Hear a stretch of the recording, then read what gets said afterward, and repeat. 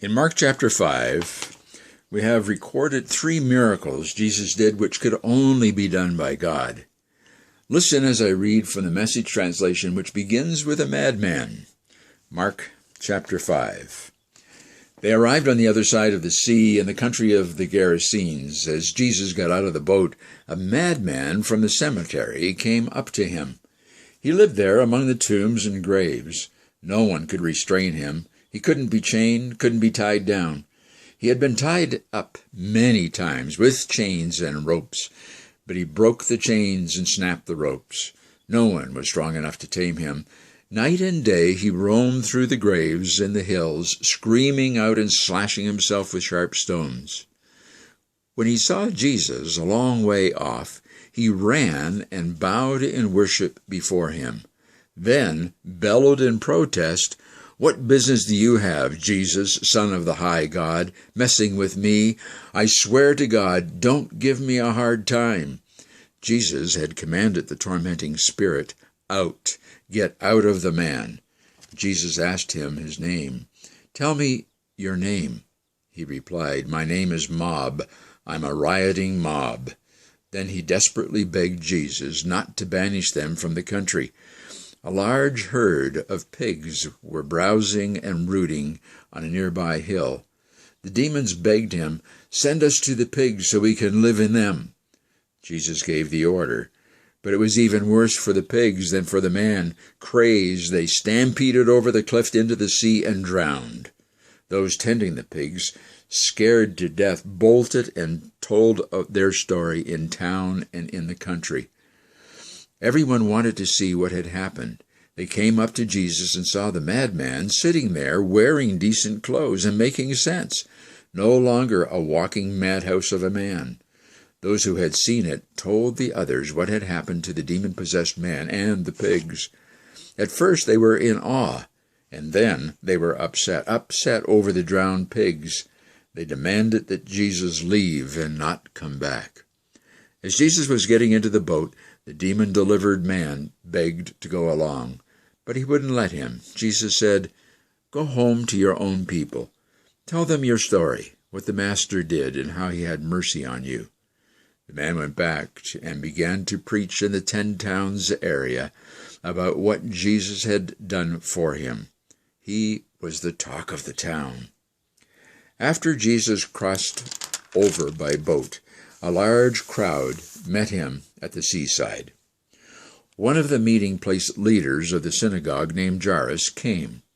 When he saw Jesus, he fell to his knees beside himself as he begged, "My dear little daughter is at death's door. Come, lay your hands on her so she will get well and live." Jesus went with him, the whole crowd tagging along, pushing and jostling him. At the same time, there was a woman who had suffered a condition of hemorrhaging for 12 years. A long succession of physicians had treated her badly, taking her money and leaving her worse off than before. She had heard about Jesus. She slipped in from behind and touched his robe. She was thinking to herself, "If I could put a finger on his robe, I can get well."